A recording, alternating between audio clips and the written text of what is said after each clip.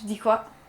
Ce que tu veux, mais pas salut à tous, on se retrouve aujourd'hui pour une nouvelle vidéo. C'est Ouais, littéralement c'est tous les mêmes Oui. mots dans le même ordre à chaque début de Exactement. vidéo. Bah déjà, Salut pourquoi à salut à tous, tous? c'est encore moi, je sais pas.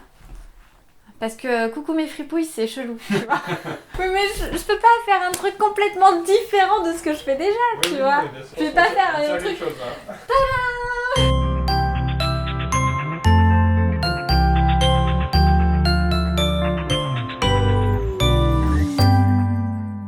Aujourd'hui, nous allons parler d'augmentation mammaire, d'allaitement et de compatibilité entre les deux. J'en parle aujourd'hui parce que je suis passée par là, c'est pas un secret, j'en ai parlé plusieurs fois sur les réseaux sociaux et à chaque fois ça soulève énormément de questions. Donc moi, qu'est-ce qui m'a amenée à faire cette opération? Je me sentais déjà très bien dans mon corps, juste j'avais quelque chose qui me manquait pour être une femme. Donc moi ça s'appelle une... Eh bien j'ai oublié le nom. Hypotrophie mammaire majeure bilatérale. Un torse d'homme, je n'avais rien, pas de sein du tout. Donc forcément ça manque. Quand on veut se sentir femme, il y a quand même un truc qu'il n'y a pas. Évidemment, je me suis posé plein de questions. Déjà c'était la première fois que je me faisais opérer. Donc comment ça se passe? Quels sont les risques? Le prix? Enfin toutes ces questions que vous vous posez peut-être déjà. Je vais essayer d'y répondre avec mon histoire et en tout cas mon contenu, ce que je sais moi sur ça. Donc pour ce qui est de l'opération en elle-même, comment ça se passe, ça c'est vraiment votre chirurgien qui va décider de la méthode employée pour vous. Mais il est important aussi de faire part de son souhait. Et moi en l'occurrence, ce que je lui ai dit tout de suite, c'est que je souhaitais allaiter. Que j'avais déjà un enfant, j'avais déjà Esteban, mais je savais que j'en aurais d'autres.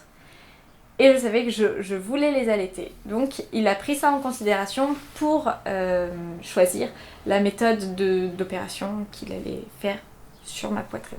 Donc moi j'ai une cicatrice transaérolaire. Non, Aréolaire, du coup j'ai dit la même chose que Ah, toi. mais aérolaire, c'est pas genre quand ça décolle. Aérolaire, comme ça la C'est qui cicatrice. décolle. Excellent. Non, aréolaire. Aréola, comme Aréola, le gardien de Paris. Bah, Mais je... j'ai pas les bonnes références.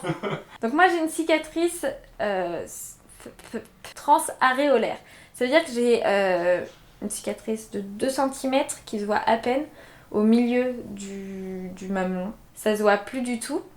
Et d'ailleurs, le lendemain de l'opération, je me suis dit, wow, c'est si petit, et c'est parce que j'avais un très bon chirurgien. J'ai des prothèses sous-pectorales, donc ça veut dire qu'il est passé par le trou, il a fait tout le tour du muscle pour aller placer la prothèse derrière le muscle. Ça veut dire que le rendu est aussi plus naturel parce qu'il y a mon muscle par-dessus et que ça ne fait pas une forme de pomme, c'est vraiment une forme de poire. Souvent, vous me demandez combien j'ai choisi de taille, pour quel bonnet. En fait, c'est pas du tout vous qui choisissez, parce que le chirurgien il va pas faire n'importe quoi, donc il va mettre une prothèse qui est adaptée à votre carrure. Moi, j'ai des épaules larges, même si je suis fine, donc j'ai des prothèses plutôt volumineuses par rapport à une autre personne qui serait peut-être plus étroit d'épaule et du coup, pour avoir un rendu harmonieux, aurait des prothèses plus petites.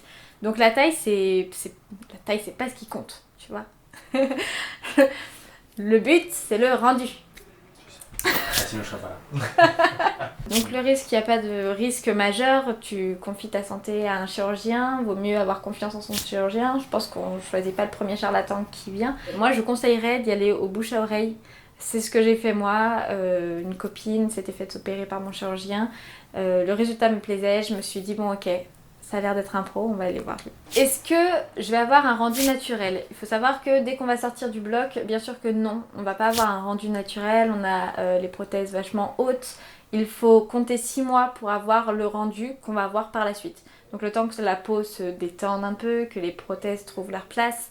Et là, à partir de 6 mois, vraiment, si le travail a été bien fait, quelqu'un qui vous connaît pas ou qui n'est pas expert en prothèses mammaires ne saura pas dire si vous avez des prothèses ou pas.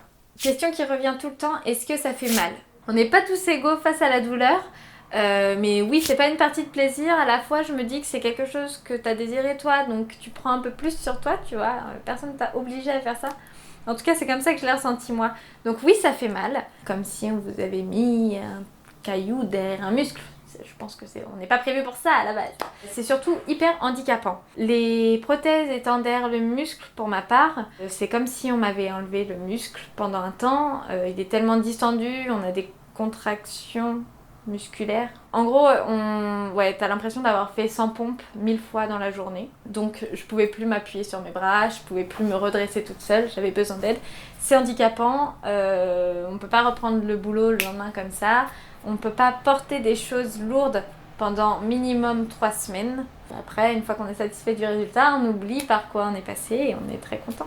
Concernant le regard des autres, moi j'en ai pas parlé à tout le monde, j'en ai parlé bien sûr à ma famille proche, mais j'en ai pas parlé à mes amis, j'en ai parlé à mes collègues parce que forcément j'étais absente pendant 2 semaines du travail, donc il fallait bien dire pourquoi je n'étais pas là. Mais sinon j'en ai pas parlé aux gens de mon entourage éloigné. Je pense qu'il y a beaucoup de personnes aujourd'hui qui me connaissent et qui ne le savent pas.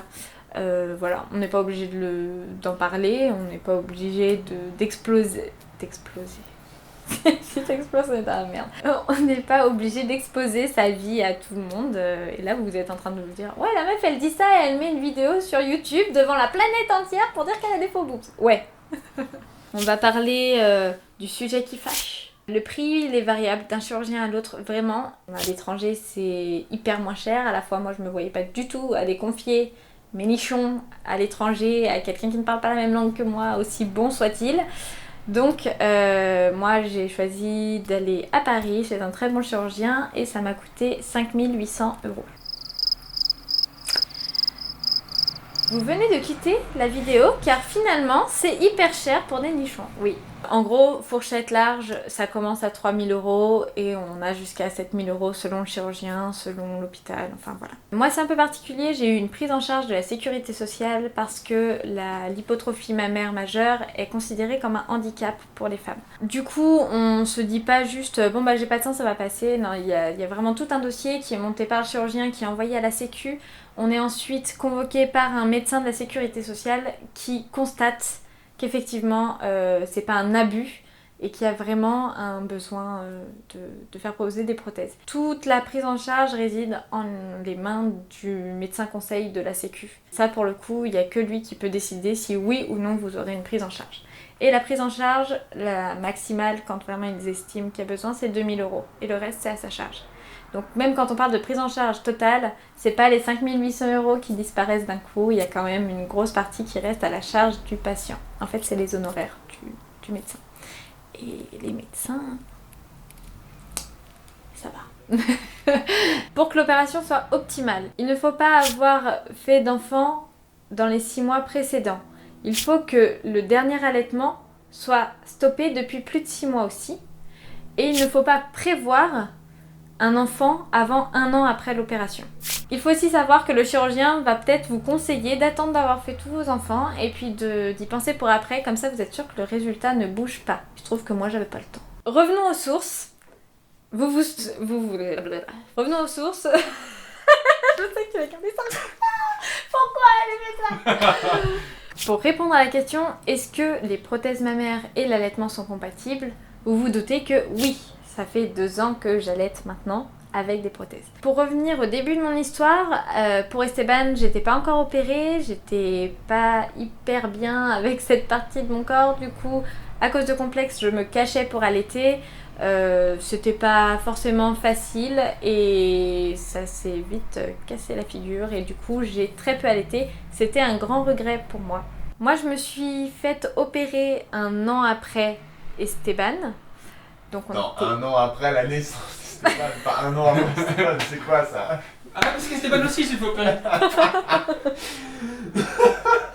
Donc moi je me suis fait opérer 1 an après la naissance d'Esteban, du coup 1 an et demi avant la naissance d'Olivia, on était bon dans le timing. Pour Olivia, j'ai décidé de ne même pas informer le service de maternité de mon augmentation mammaire parce que plein de préjugés, des gens pas formés, et je savais qu'il y aurait bien quelqu'un pour me dire ah non mais laissez tomber, ça ne va pas marcher, vous êtes opérée.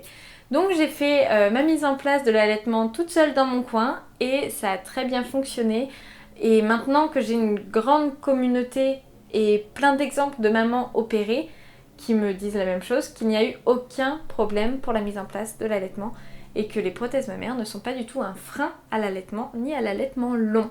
Pour conclure cette vidéo, je voudrais juste dire ce que moi je pense. Je pense qu'il n'y a pas de mal à vouloir changer une partie de son corps si on l'accepte pas. C'est pas grave. Et c'est aussi super si on arrive à travailler sur soi pour accepter le corps que l'on a et dépasser ses complexes. C'est super aussi, mais vraiment c'est tellement... ça dépend tellement de chaque personne et c'est tellement propre à chacun que juste écoutons-nous et faisons les choix qu'on a envie sans prendre en considération les choix extérieurs de la société. C'est pas parce que on a des prothèses mammaires qu'on est une bimbo de télé-réalité et on peut très bien être madame tout le monde et vouloir juste se sentir plus féminine et modifier son corps pour se plaire. Voilà. Ça manquait de voilà. J'en ai fini pour aujourd'hui, j'espère que cette vidéo vous a été utile, que j'ai pu répondre à vos questions. Si vous en avez d'autres, n'hésitez pas à les laisser en commentaire, j'essaierai d'y répondre.